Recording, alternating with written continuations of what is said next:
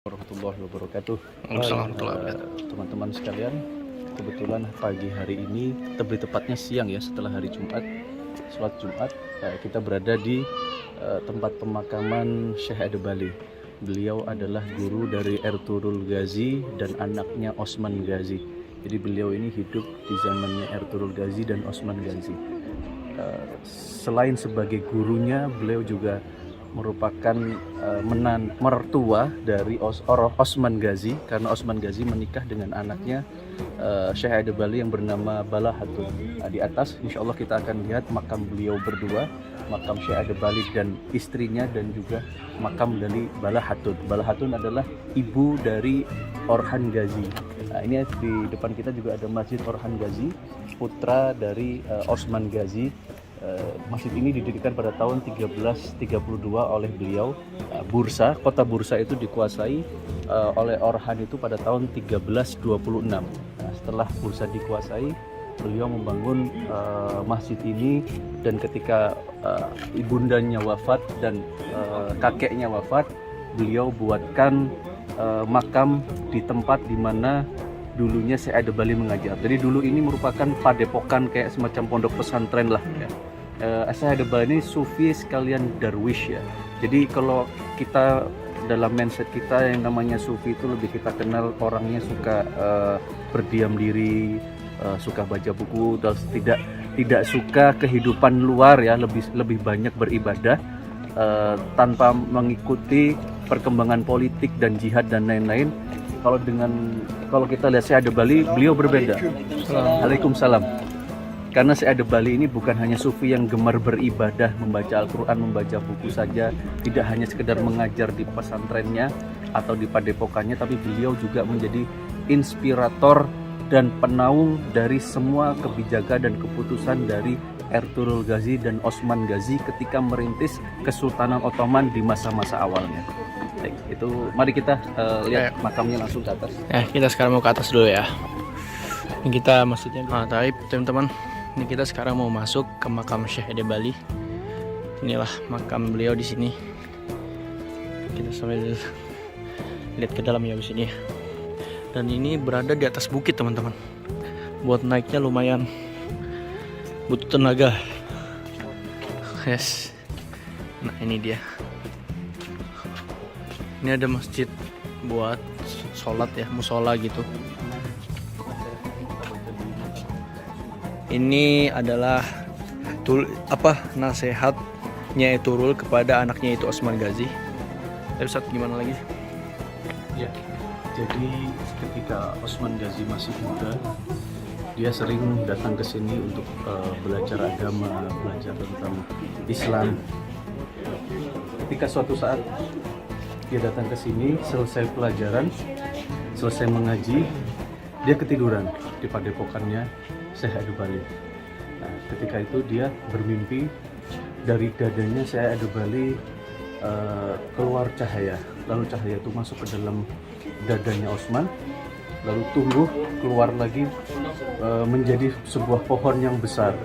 Pohon ini semakin lama semakin membesar dan menaungi orang-orang yang ada di bawahnya. Di bawahnya mengalir sungai-sungai, pegunungan, dan sungai-sungai dan pegunungan itu mencakup 4 sungai dan 4 pegunungan.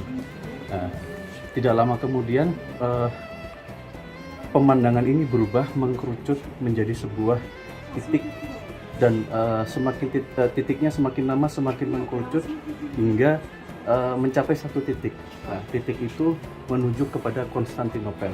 Itu yang dibilang oleh orang-orang Turki sebagai mimpi Osman.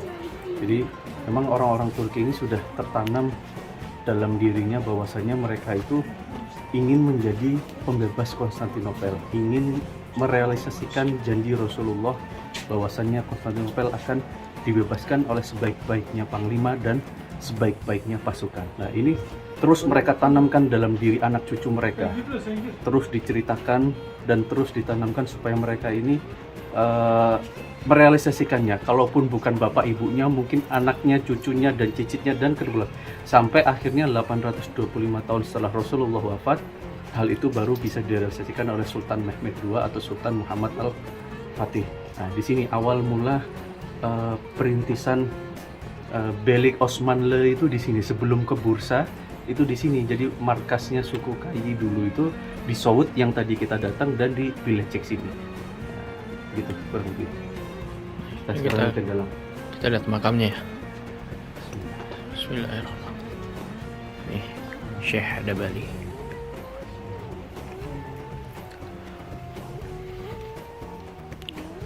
Nah, ini makamnya.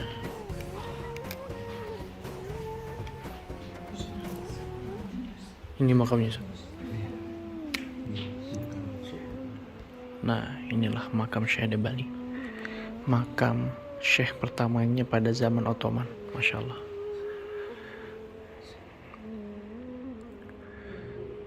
Ini mungkin makam-makam para kerabatnya. Darwish-darwishnya. Ini kan Sufi. Iya. Sama seperti Jalaluddin Rumi. Sufi. Tapi beliau tidak hanya mengajar agama saja, tapi beliau juga memberikan panduan dan panutan ke Sultan-Sultan Utsmani dan termasuk ke para pendirinya Osman Ghazi dan Ertuğrul. Masya Allah. Nah ini nih, kalian bisa lihat ya. Masya Allah. Ya kita nggak lama-lama di dalam karena nggak boleh berisik ya, takut mengganggu yang lain. Nah, ini luar biasa teman-teman. Ini ada kayak musola gitu, dan ini lokasinya di atas bukit gitu teman-teman. Masya Allah. Nah kalian bisa lihat itu ada bendera.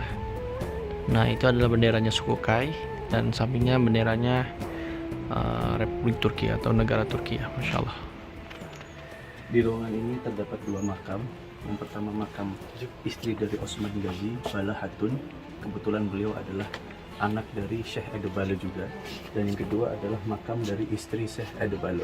Saya tidak tahu namanya karena di situ tidak ada tulisannya, hanya disebutkan istri dari Syekh Edebali, gitu saja. Ini kita mau lihat ke dalam ya makamnya.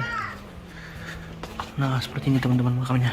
Assalamualaikum ya Rabbi ya minal mu'minin wa insyaallah la ilaha illallah lana wa lakum wal afiyah. Nah ini adalah anaknya Syekh Adabali atau istrinya Osman Ghazi. Osman Ghazi adalah pendiri Ottoman, dan ini adalah makam istrinya Syekh Adabali, tapi namanya nggak ada ya. Nah seperti inilah suasananya teman-teman. Ada dua. Markasnya Osman pindah ke Bekasi. Nah kita ada ini. Oh di situ pemakaman semua teman-teman. Kuburan makam-makam orang Turki di atas gunung. Oh di situ ada air mancur. Air mancur apa? Air terjun. Ada air terjun di sini nih. Nah di situ ada pemakaman juga di situ. Mungkin buat punya warga sini ya. Oke, kita udah selesai lihat. Sekarang kita balik lagi. Berarti kelas ya di sini. Oke, sekarang kita mau balik lagi. Turgut Inegol. Nah, di sini kita mau Turgut Inegol.